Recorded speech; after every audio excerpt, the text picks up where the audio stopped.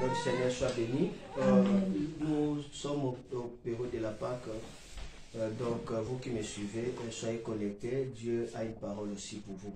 Amen. Amen. Ok, gloire à Dieu. Le thème que nous allons développer aujourd'hui, c'est le pouvoir du péché sur moi est brisé. Le pouvoir du péché sur moi est brisé. Est-ce que vous savez que tout le mal vient par le péché? Le péché, cela ne veut pas dire tout simplement que tu te livres dans une vie du péché ou tu es en train de pécher, non. Le péché, en fait, c'est tout ce qui est du mal. C'est cela ce qu'on appelle le péché. Le péché, c'est un pouvoir qui amène une personne à ne pas accomplir l'objectif de sa vie. C'est à quoi Dieu l'a déterminé de faire. C'est cela aussi le péché. Le péché, c'est la maladie, la malédiction, les mauvais sorts. C'est aussi le péché. Le péché, ça peut être aussi le pouvoir négatif hérité par tes pères, disons ce que je peux appeler de l'ascendance. C'est aussi là aussi le péché. Dieu m'a parlé aujourd'hui que le pouvoir du péché est brisé. Pourquoi? Parce que Jésus est mort à la croix et il est ressuscité. Regardez avec moi Romains chapitre 7, le verset 4. Si quelqu'un peut m'aider, je ne sais pas, le Louis II, ça pourrait m'aider. Parce que j'ai pensé le faire dans ce téléphone-là. Et puis là, c'est déjà filmé. Est-ce que quelqu'un a... La Bible est là. Ok, aide-moi s'il vous plaît. Merci. Ok, ça marche. Alors, c'est déjà trouvé là d'ailleurs. Romains chapitre 7, le verset 4. Je lis au nom de Jésus. La Bible dit, de même, mes frères, vous aussi, vous avez été par le corps du Christ mis à mort à ce qui concerne la loi, pour que vous apparteniez à un autre, à celui qui est ressuscité des morts, afin que nous portions du fruit.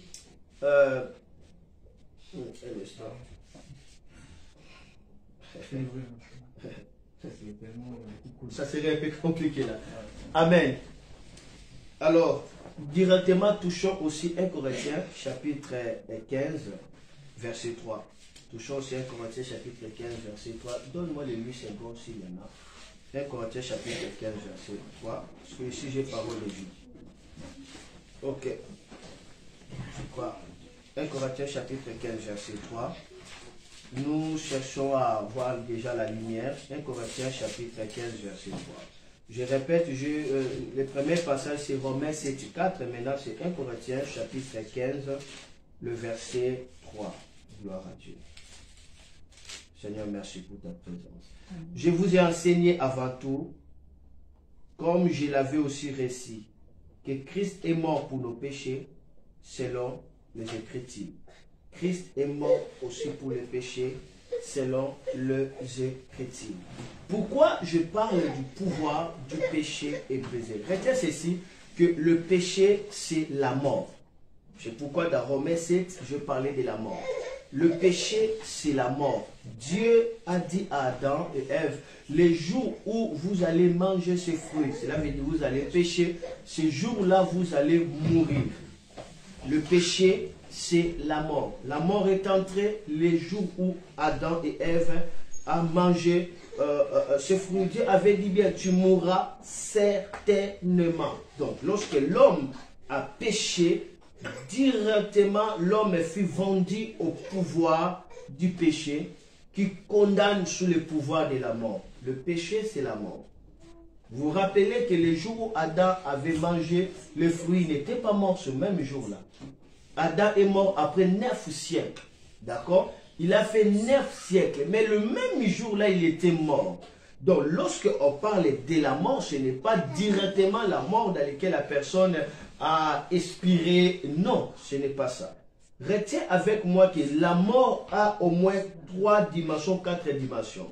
Première dimension de la mort, c'est la séparation de l'homme avec Dieu. C'est cela la mort. La séparation de l'homme avec Dieu. Dieu voulait dire tout simplement à l'homme, les jours où tu vas manger ces fruits, tu dois me désobéir, tu seras mort. Donc tu seras séparé de moi. Amen.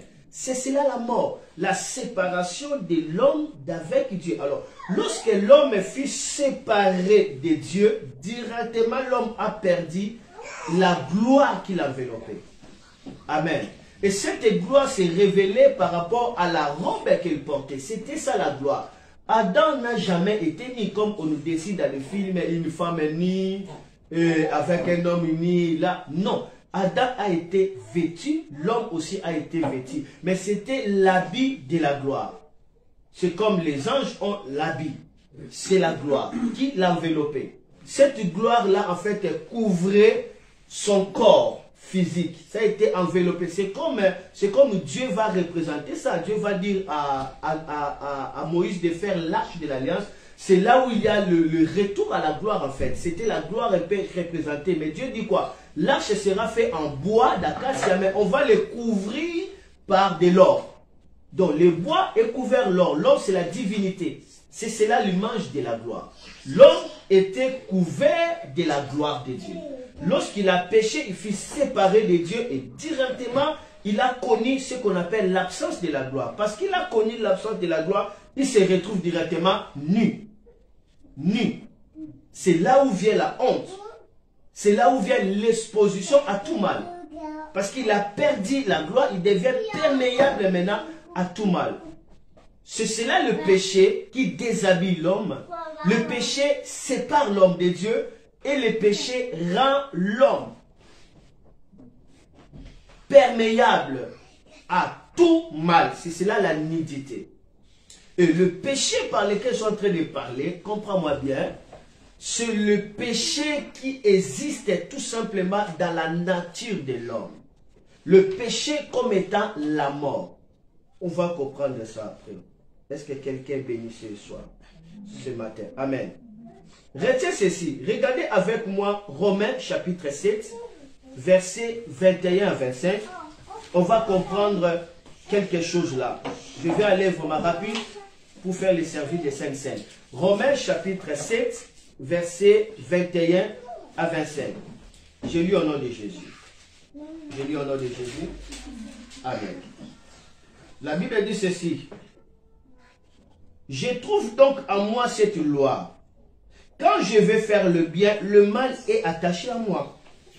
Car je prends plaisir à la loi de Dieu selon l'homme intérieur. Mais je vois dans mes membres une autre loi qui lutte contre la loi de mon entendement, qui me rend captif de la loi du péché qui est dans mes membres. Misérable que je suis, qui me délivrera du corps de cette mort? Qui me délivrera du corps de cette mort? Au lieu qu'il puisse dire, qui me délivrera du corps du péché? Il a dit, qui me délivrera du corps de cette mort? Donc le péché, c'est la mort. Il dit, ce que je veux, je n'arrive pas à faire. Parce que cette loi du péché est tellement forte et je deviens misérable. Misérable. Le péché rend misérable. Le péché amène la mort, la condamnation, l'esclavagisme. Qui me délivrera de ce corps de mort? Ici, l'apôtre Paul est en train d'exprimer les cris de détresse de l'homme qui n'a pas encore découvert que le pouvoir du péché est brisé. Tu sais, Dieu t'a racheté, il m'a racheté. Mais aussi longtemps que tu ne contactes pas la lumière de la vérité, tu pourras être toujours sous l'esclavagisme de la mort. Lorsque la vérité frappe à ton esprit, les ténèbres là fuient et directement tu es rempli de la lumière. Tu commences à expérimenter le pouvoir sur le péché. Amen. Alléluia. Le pouvoir du péché est brisé. Lorsque le pouvoir du péché est brisé, tu es guéri. Lorsque le pouvoir du péché est brisé, tu es restauré. Mais le plus grand bénéfice du pouvoir du péché, c'est être revêtu de la gloire de Dieu. Tu commences à vivre le ciel sur la terre. Le péché, c'est la mort. Et la mort, c'est l'absence de la présence de Dieu. Directement, c'est l'accès à l'ennemi. Retiens ceci que la Bible nous révèle que la mort, c'est le guillon. L'aiguillon, dis après moi l'aiguillon. L'aiguillon. C'est quoi l'aiguillon? L'aiguillon, c'est quelque chose qui résiste.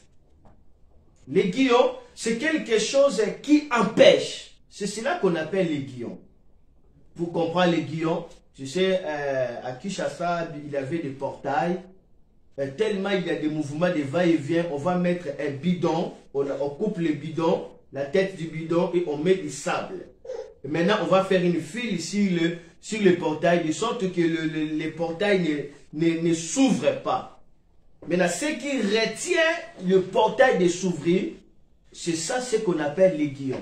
Cette expression, c'était en Israël par rapport au bœuf. Maintenant, le bœuf devait passer par la porte. Ou soit des chameaux.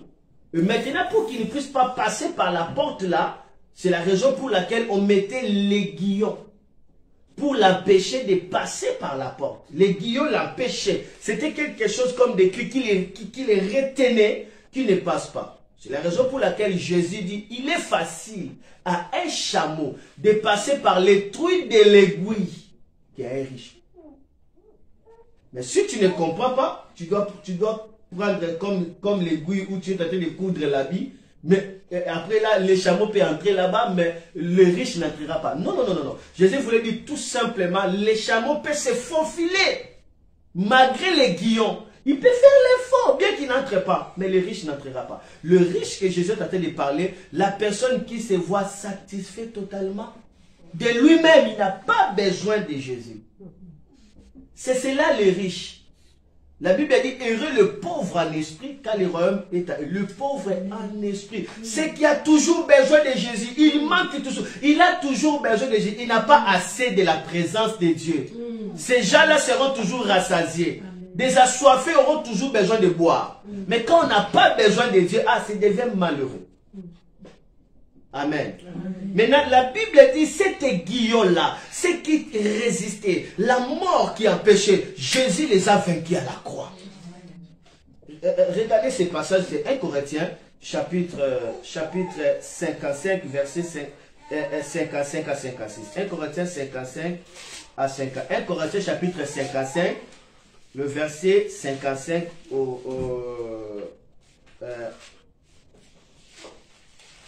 qu'est-ce que j'ai dit là?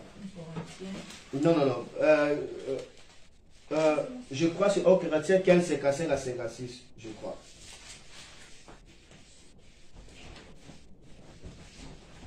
« 1 Corinthiens 15, 55 à 56.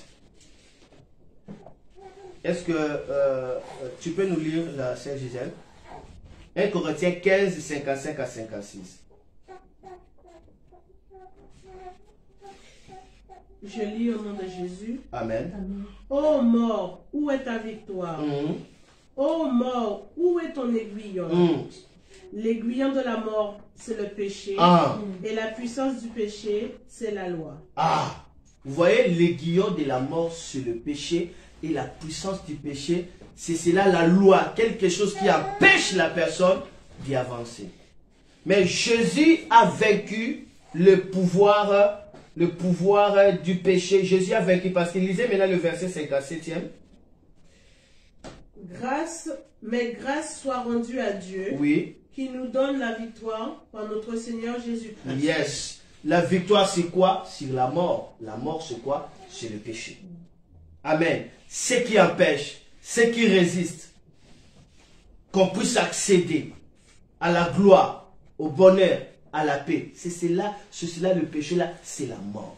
Le pouvoir du péché est brisé. Cela veut dire le pouvoir de la mort est brisé. Je déclare que le pouvoir de la mort a été brisé à la croix de Golgotha.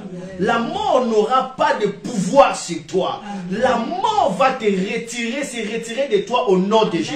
La personne qui est en train d'expérimenter la mort verra toujours des frustrations, verra toujours des déceptions, verra toujours des condamnations, verra toujours des peurs, verra toujours des angoisses. Parce que la mort est là pour nuire à tout ce que l'homme est en train de faire. Mais la bonne nouvelle est que l'aiguillon de la mort, Jésus l'a vaincu. La mort ne va pas te résister encore. La mort ne va pas te contrôler encore. Jésus avait déjà payé le prix. Parce que la Bible dit, tu connaîtras la vérité et la vérité t'affranchira. À partir de maintenant, tu avanceras sans obstacle. À partir de maintenant, tu atteindras dans les rendez-vous que Dieu est en train d'attendre. À partir de maintenant, ce qui résistait ta vie a été déjà vaincu. Et parce que tu écoutes cette révélation, le Seigneur vient de le détruire. Amen. Alléluia. Christ nous identifie par sa mort et sa résurrection pour que le pouvoir du péché n'ait pas l'influence sur nous. C'est la raison pour laquelle Christ nous identifie par sa mort et par sa résurrection. Lorsque nous lisons Romains chapitre 6, verset 3, la Bible dit, nous sommes baptisés en Jésus-Christ par sa mort. Ça veut dire, nous sommes plongés en Jésus-Christ par sa mort. Lorsque Jésus-Christ est mort, nous sommes baptisés dans cette mort-là. La mort de Jésus-Christ à la croix, c'était la mort du péché. La mort de Jésus-Christ à la croix, c'était la mort de la condamnation. La mort de Jésus-Christ à la croix, c'était la mort de la malédiction.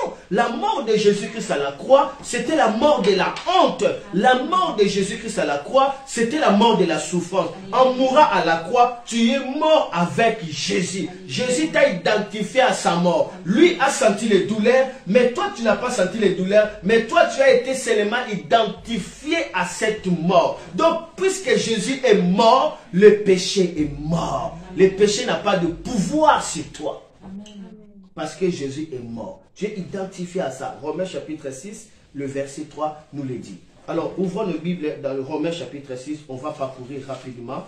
On va lire Romains chapitre 6, le verset 3, le verset 4. On va aller comme ça. Romains chapitre 6, le verset 3. Romains 6, 3. La Bible dit, ignorez-vous que nous tous qui avons été baptisés en Jésus-Christ, c'est à sa mort que nous avons été baptisés. C'est à sa mort que nous avons été baptisés.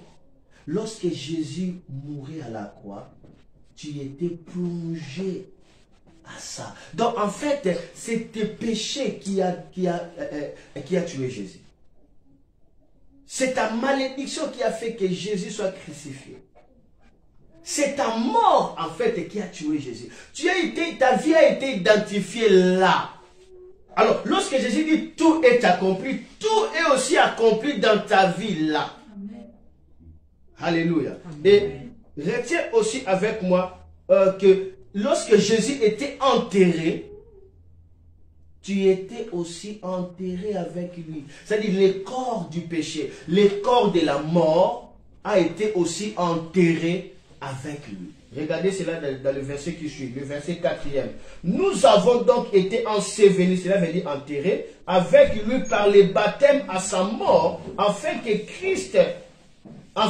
comme Christ est ressuscité de mort par la gloire du Père, de même nous aussi nous marchons en nouveauté de vie.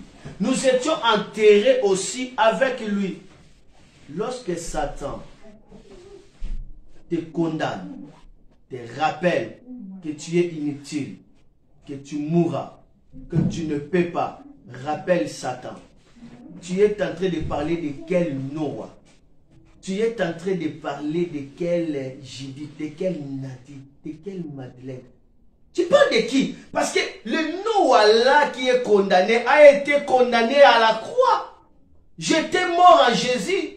Je suis enterré en Jésus. Mais moi je suis maintenant une nouvelle créature. Satan, tu n'as pas mon agenda caché. Parce que je suis une nouvelle créature. Le pouvoir de la coutume ne peut pas te réclamer. Si ça te réclame parce que tu n'avais pas encore reçu la lumière de la parole. Amen. Parce que la parole vient nous trouver, dit à Satan, tu t'es trompé de personne. Amen.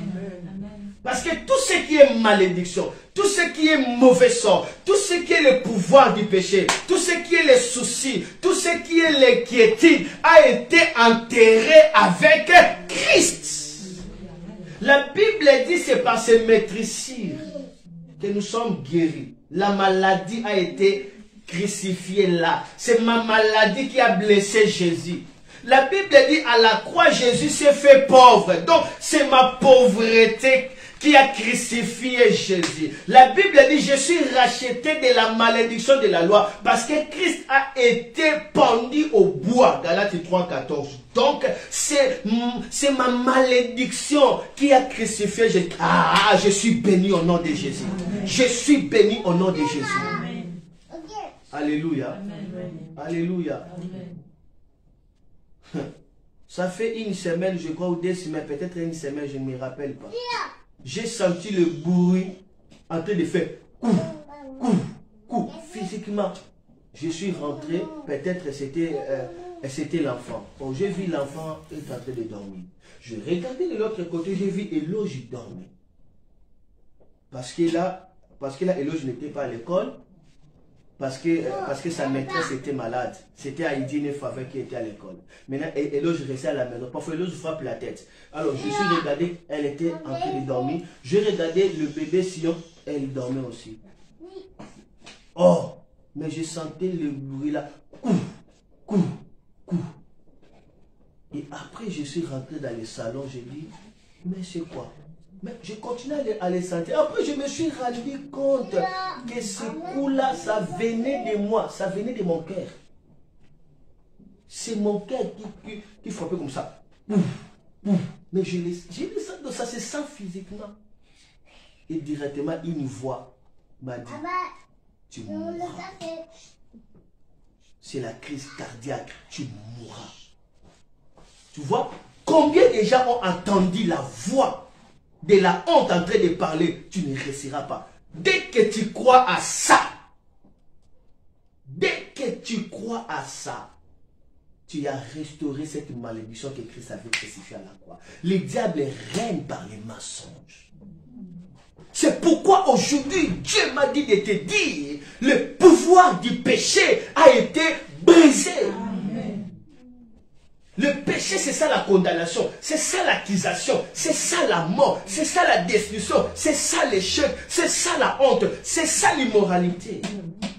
Lorsque j'ai entendu cette voix, j'ai aussi crié. Tu sais, lorsque le diable te parle, il faut les répondre aussi. Il faut les répondre à haute voix. J'ai crié, je ne mourrai pas, je vivrai et je raconterai le merveille de l'Éternel. Satan, tu es menteur.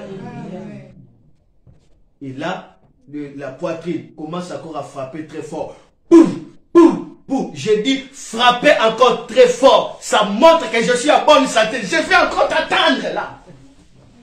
Et après, le Saint-Esprit va me dire, Noah, bois beaucoup d'eau. J'ai bu premier gobelet, deuxième gobelet, après fini.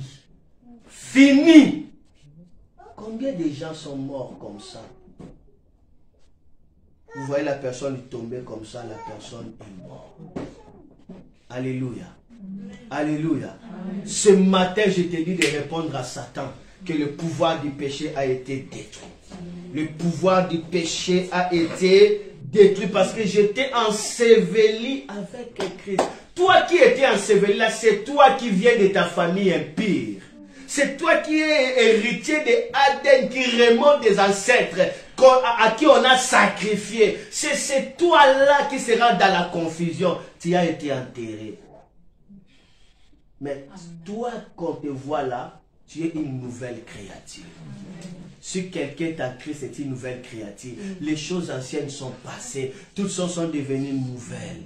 Nouvelle créature, en grec, on parle de kainos. Kainos, cela veut dire quelque chose qui n'a jamais existé.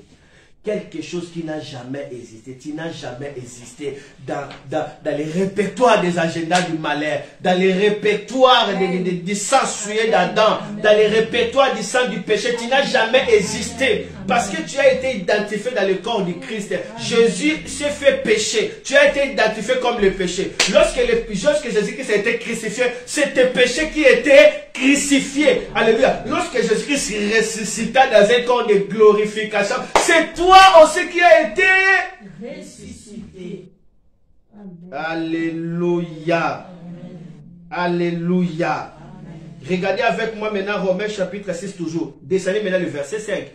Nous étions baptisés à sa mort, ensevelis à sa mort et ressuscités aussi à sa mort comme une plante. Regardez maintenant le verset 5. En effet, si nous sommes devenus une même plante avec lui par la conformité à sa mort, nous le serons aussi par la conformité à sa résurrection. Dis, je suis une même plante avec Jésus. Je suis une même plante avec Jésus. Satan, tu dois aller jusqu'à la fin. Ne me dis pas seulement je suis maudit. Non, non, non, tu n'as pas fini la phrase. Dis que non, j'étais maudit, maintenant je suis béni. Parce que j'étais identifié avec Christ dans la malédiction. Et lorsque Christ est ressuscité, je suis ressuscité avec lui. Christ est où? Dans la gloire du Père. Christ est où? Dans la gloire du Père. Moi, je suis où? Dans la gloire du Père. La Bible dit, nous sommes assis avec lui dans les lieux et. Dans les lieux et. Dis avec moi, je suis assis avec Christ. Je suis assis avec Christ. Dans les lieux élevés. Je suis assis avec Christ. Dans les lieux élevés. Je suis assis avec Christ. Dans les lieux élevés. Je dois régner au nom de Jésus. Je dois régner au nom de Jésus. Regardez avec moi, écrivez ça. Romains chapitre 5, verset 17. Tu sais, tu es appelé à régner. Jésus était mort à la croix pour que tu règnes. Jésus était mort à la croix pour que tu brilles comme la lumière. Jésus était mort à la croix pour que tu ne sois pas victime des circonstances, des frustrations. Regarde avec moi Romains chapitre 5 verset 17. La Bible dit, si par l'offense d'un seul, la mort a régné par lui seul, cela veut dire par Adam, à combien plus forte raison ceux qui reçoivent l'abondance de la grâce et du don de la justice régneront-ils dans la vie par Jésus-Christ lui seul? Régneront-ils dans la vie? Tu es appelé à régner dans la vie. Amen. Dans l'école, tu vas régner. À l'université, tu dois régner. Dans tout ce que tu fais, tu dois régner. Pourquoi? Parce que tu reçois l'abondance de la grâce et du don de la justice de Dieu qui t'amène à régner. Mais ici, par l'offense d'un seul, la mort a régné. Mais maintenant, par la grâce de Jésus, la vie doit régner en moi. Alléluia. Alors, je serai obligé de me limiter dans 5 minutes. Accordez-moi 5 minutes pour me limiter là. Regarde avec moi, celui qui est mort est libre du péché. Nous sommes toujours dans Romains chapitre 6. Romains chapitre 6. Celui qui est mort est libre du péché. Regardez maintenant le verset 7e. Car celui qui est mort est libre du péché. Répète avec moi. Car celui qui est mort est libre du péché. Car celui qui est mort est libre du péché. Tu es mort. Tu es mort avec Jésus. Tu es libre du péché. Tu es libre de la mort. À la croix, la mort a tué la mort. Alléluia. À la croix de Golgotha, la mort a rencontré quoi? La mort. À la croix de Golgotha, la mort a condamné quoi? La mort. La mort de Jésus-Christ a tué la mort du péché, a tué la mort de la malédiction, a tué la mort de la joie, a tué toute forme de la mort à la croix. Celui qui est mort est libre du péché. Le pouvoir du péché est brisé parce que lorsque Jésus est allé à la croix, toi aussi tu es allé. Lorsque Jésus est crucifié, tu as été aussi crucifié. Jésus est allé à la croix pourquoi? À cause du péché. Donc le pouvoir du péché n'a pas de place sur toi. Ceux qui expérimentent la réclamation familiale, mais c'est le pouvoir de quoi? Du péché. La maladie vient de quoi? Du péché. Des problèmes viennent de quoi? Du péché. Des confusions viennent de quoi? Du péché. La honte vient de quoi? Du péché. L'absence de la gloire de Dieu vient de quoi? Du péché. Si le pouvoir du péché est brisé, tu entres dans le pouvoir de la gloire. Alléluia. Amen. Alléluia. Amen. Alléluia. Lorsque Jésus-Christ était mort à la croix, celui qui écrit peut aussi ajouter Romains chapitre 6, verset maintenant 23. La Bible dit le salaire du péché c'est quoi? C'est la mort. Mais le don gratuit de Dieu c'est quoi? C'est la vie éternelle. C'est ça ce que Dieu t'a donné, la vie éternelle. Dis avec moi la vie éternelle. La vie éternelle, ce n'est pas que non, tu es là dans le monde en train de souffrir, tu manques même à manger, après tu dis, l'essentiel j'ai la vie éternelle. Non, non, non, non, non, non, ce n'est pas ça. La vie éternelle, ça veut dire la vie que tu as maintenant, là, ça va aller jusqu'à l'éternité. Celui qui a la vie éternelle ira au ciel. Celui qui a la mort éternelle ira en enfer. Cela veut dire tu es dans la mort éternelle parce que tu n'as pas reçu Jésus. Cette mort-là, ça commence là. Ça commence ici. La mort éternelle, ça commence ici. La vie éternelle, ça commence ici. Mais ça va s'achever après la mort. Est-ce qu'on comprend? La vie éternelle commence ici. De même, la mort éternelle commence ici. Celui qui n'a pas reçu Jésus est dans la mort éternelle. Et dans la mort éternelle, s'il lui meurt directement, il entre directement. Et celui qui a reçu Jésus a aussi dans la vie éternelle. Amen. À cause de la vie éternelle, que tous ceux qui étaient morts reçoivent la vie maintenant. Soient ranimés maintenant. Je déclare la vie de Dieu dans ta santé. La vie de Dieu dans tes veines. La vie de Dieu dans ton sang. La vie de Dieu dans tes reins. La vie de Dieu dans ton dos. La vie de Dieu dans tes coups. La vie de Dieu dans ton nom. La vie de Dieu dans ton âme. La vie de Dieu dans ton esprit. La vie de Dieu dans tout ce que tu entreprends. La vie de Dieu dans ta destinée. La vie de Dieu. La Bible dit, le bon berger donne sa vie afin que les brebis aient la vie en abondance. On parle des brebis. Les brebis, c'est les chrétiens qui sont ici sur la terre. Au ciel, il n'y a pas de brebis. Au ciel, il n'y a pas de brebis. Les brebis que Jésus donne la vie en abondance, c'est ici. Dis la vie en abondance. La vie en abondance. Dis encore la vie en abondance. La vie en abondance, c'est ça libre du péché, non? La vie en abondance, c'est ça libre des coutumes, n'est-ce pas? La vie en abondance, c'est ça libre des réclamations, n'est-ce pas? La vie en abondance, c'est ça libre des maris, des nues femmes de Dieu, n'est-ce pas? La vie en abondance, c'est libre de la paix, n'est-ce pas? Dis avec moi la vie en abondance. La vie en abondance. C'est pourquoi la Bible dit ceux qui reçoivent cette vie vont régner sur la vie. Est-ce que quelqu'un comprend? Amen. Maintenant, arrêtez, lorsque Jésus-Christ était mort, il n'était pas enterré comme tout autre homme. En mourant, Jésus est allé dans la zone inférieure, dans la région inférieure, c'est-à-dire au-delà du sous-sol. Il est allé là où se trouve le royaume de la mort. C'est là où Satan a son trône. C'est là où Satan contrôle le monde. Satan a contrôlé le monde à cause du péché de l'homme. Et Satan a ravi toute la richesse. C'est pourquoi dans Luc 4, il dira à Jésus, toute la richesse du monde m'a été donnée. Qui l'avait donnée? C'était Adam, lorsque Adam avait péché. Et Satan avait toute la richesse du monde. Il dit, je donne à qui je veux. Maintenant, Jésus, en mourant à la croix, il est descendu jusque dans cette région inférieure. Alléluia. Lorsque Jésus était mort à la croix, il est descendu là. Et là, le diable était là dans la réunion. Il dit, voilà maintenant, c'est lui qui nous tourmentait, il chassait les démons. Il vient de mourir. Il vient de mourir. Réjouissons-nous. Ils étaient là. Alors que Jésus était mort, Jésus commençait à descendre dans la région inférieure.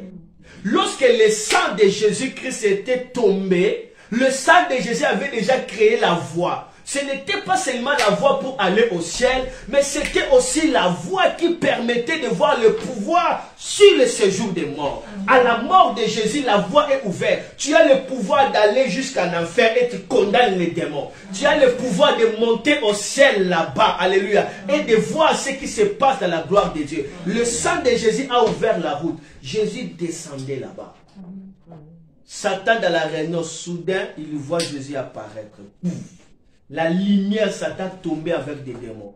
Et Jésus dit seulement comme ça, donne-moi, donne-moi, donne-moi. Jésus a ravi la clé de la mort. Dieu avait la clé de la vie, Satan avait la clé de la mort. Lorsque je parle de la mort, tu comprends? Tous ceux qui contrôlent dans la destruction, dans la franc-maçon, dans l'occultisme, dans les coutumes, tout ça, le malheur, c'est ça la mort. La maladie, les guerres, c'est ça la mort. Et Jésus a ravi ça. Quelle puissance que nous avons à l'homme qu'on appelle l'homme de Galilée. Lui seul, Dans les séjours des morts, dans les camps du diable, le séjour des morts veut dire Hadès, là veut dire le réunion, les portes des séjours des morts, là où le diable prend des réunions. Jésus est entré lui seul, pas un ange Gabriel, pas un ange Michael. Jésus dit Satan au côté là-haut. Jésus dit Satan tu me verras. Satan tu me verras, j'entrerai dans ton cas. Jésus était là. Et la Bible dit Jésus les a dépouillés. Il les a dépouillés. Ce n'était pas dans la croix de Golgotha, non. La croix de Golgotha a permis que le sang coule. Lorsque le sang a coulé, le sang a donné à Jésus-Christ la force d'entrer dans les séjours des morts. Et là, Jésus dit, allez, Satan, viens ici. Il dépouille. Tu sais, dépouille, c'est quoi? Enlever les galops. Dis, enlever les galops. Dis, enlever les galops. Dis, enlever les galops. Enlever les galops. Jésus a commencé à dépouiller Satan. Il enlève les galops. Il enlève, il enlève, il enlève. Après, il prend la clé. Après, il commence à libérer tous les saints qui étaient captifs dans les séjours des morts. Amen. Amen. Jésus a libéré les saints. Les saints sont apparus vivants. Yes. Vivants. Alors que Jésus n'a pas encore été enterré. Hein. Les saints apparaissent. Jésus dit, bon, vous les saints, montez d'abord. Moi, je reste pour combattre. What? Maman. Jésus, est-ce que quelqu'un me comprend? Jésus dit, Abraham, toi vraiment avec ta foi, tu es retenu là. Ah, sors, Moïse, sors, Enoch, sors, Élisée, Élie, et toi aussi. Il les a fait, la Bible dit, tous ont vu l'apparition des saints, n'est-ce pas? Ça se trouve dans le livre de Matthieu chapitre 24, amen, ou 25 je crois. Ils ont vu les saints apparaître, amen. La croix de Jésus libère l'apparition des saints. C'est pourquoi je peux déclarer ton apparition dans le nom de Jésus. Ton étoile a été cachée, maintenant ça doit apparaître. Ta vie va apparaître. Tu vas apparaître dans la dimension que Dieu t'a appelée. Tu vas apparaître. Récupère ton étoile. Récupère ta vie. Récupère ta destinée. Récupère ton nom. Récupère ton histoire. Récupère ça. Par le sang de Jésus, tu es apparu. Alléluia. Et lorsque les saints sont montés là, Jésus a resté là. Les 3 jours de Jésus dans la mort, ce n'était pas, il est en train de se reposer là. Après les 3 jours. Non, Jésus n'est pas Lazare. Les 3 jours là, c'était les 3 jours de bataille et de combat. Mama Rabono. C'était les 3 jours de bataille. Il a fini de libérer les saints. Les saints montaient. Il montait et il a dit, apparaissez-vous quand vous voyez d'abord. Ils étaient à Paris. Après, il les a pris, il les a mis maintenant dans le lieu qu'on appelle paradis. Amen. Et il continue la bataille. Et là, il commence à combattre les diables. Il commence à combattre les sorciers. Il commence à combattre pas les sorciers, ce sont des petites choses. Les diables, les démons, Jésus les a combattus. Et il a pris la clé. Amen. Lorsque le 3e jour est arrivé, c'était aujourd'hui. Yes. C'était aujourd'hui. Jésus dit, je viens de combattre.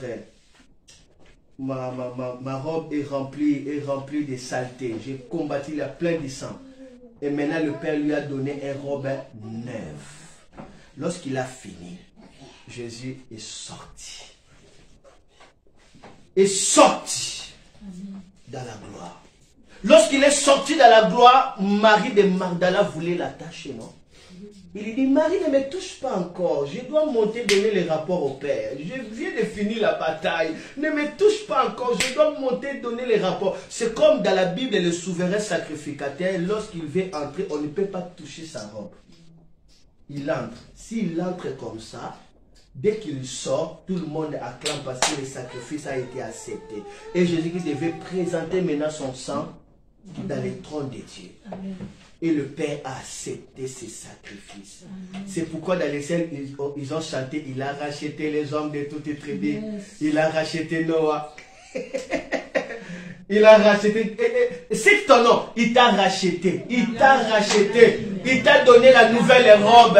Il t'a racheté de la malédiction de la loi. Il t'a racheté du péché. Il t'a racheté. Alléluia. Alléluia.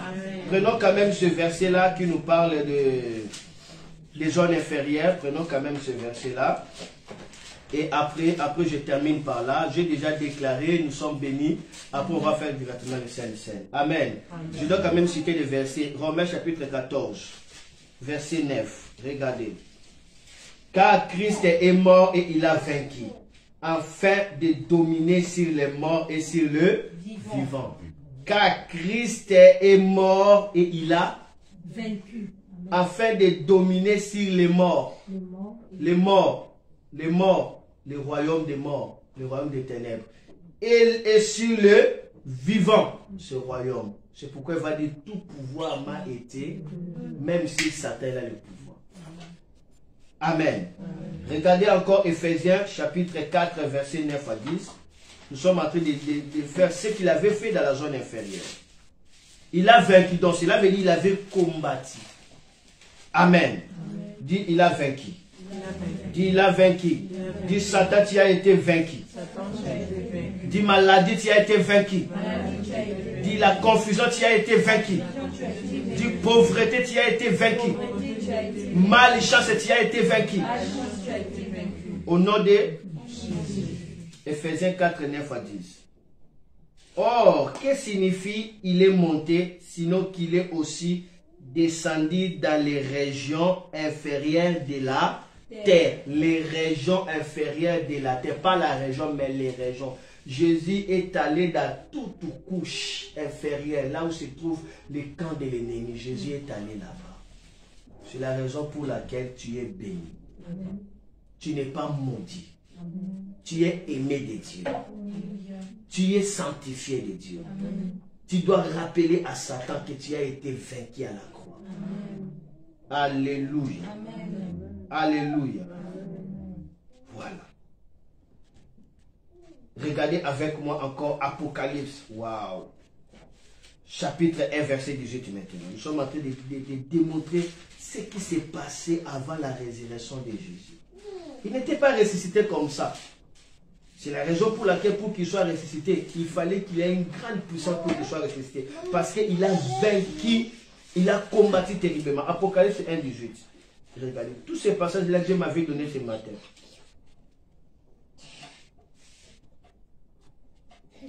Ok, je lis.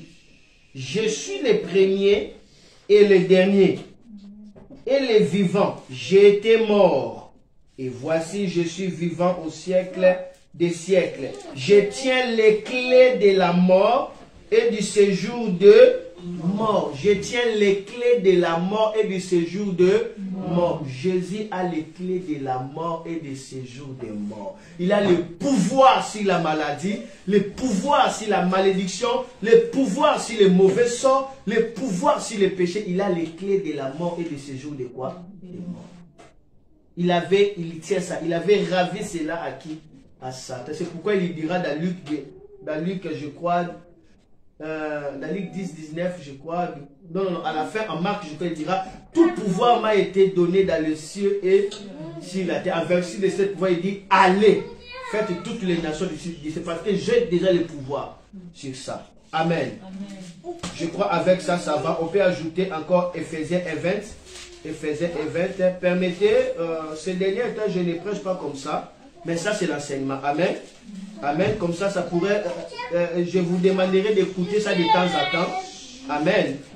Amen. Pour savoir ce que Jésus-Christ avait fait à la croix. Est-ce que tu peux m'aider à lire ça? Ephésiens 1, 20. Et quelqu'un peut toucher directement Hébreux 13, 20. Après, nous finissons là. Je ferme la Bible. Lisez-nous Ephésiens 1, 20.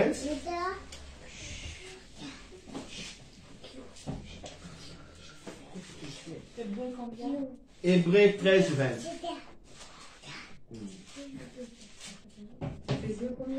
1, 20. Après Hébreux 13, 20. Quelqu'un aussi qui a trouvé Hébreux 13, 20 peut nous lire à haute voix. Oui, lisez Hébreux. Lisez puis à haute voix pour que ça entre. Je lis la parole de Dieu dans Hébreux 13, verset 20. Amen. Que le Dieu de paix, qui a ramené d'entre les morts le grand berger des brebis, par le son d'une alliance éternelle, notre Seigneur Jésus, vous rende capable de toute bonne œuvre pour l'accomplissement de sa volonté, qu'il fasse en vous ce qui lui est agréable, par Jésus-Christ, auquel soit la gloire au siècle des siècles. Amen. Qu'il fasse de vous ce qui est agréable, qu'il vous donne la paix. Amen. Le Dieu de paix a ramené Jésus. Amen. Je dis ramener, il est allé. mon fils, tu as gagné. Laisse-moi te ramener. Laisse, tu as gagné. Là, Jésus dit comme ça. On l'a ramené. Et lorsque Jésus sortait, c'est pourquoi la Bible dit il avait un défilé triomphant de la gloire. On a exposé les démons, on a exposé Satan. Et tout le monde, les anges criaient victoire, victoire, victoire, victoire. Regardez maintenant Ephésiens 1:20. Ephésiens 1, chapitre 1, verset 20. Ouais. Dans le nom de Jésus. Amen. Il l'a déployé en Christ en le ressuscitant des morts et en le faisant asseoir à sa droite dans les lieux célestes. Yes, il a déployé sa puissance pour le ressusciter. Lorsque Dieu a créé le monde, il a parlé. Mais pour la résurrection de Jésus, la Bible dit il a déployé. Tu sais, déployer, ça veut dire il a mis toute sa puissance, toute son énergie.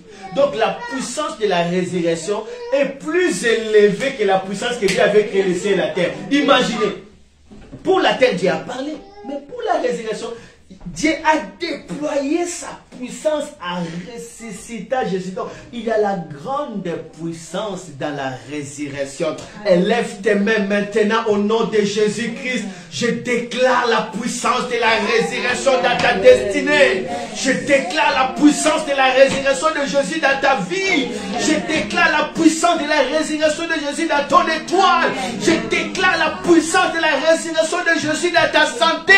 Je déclare la puissance de la résurrection de Jésus dans l'église Port de l'Orient. Je déclare la puissance de la résurrection de Jésus.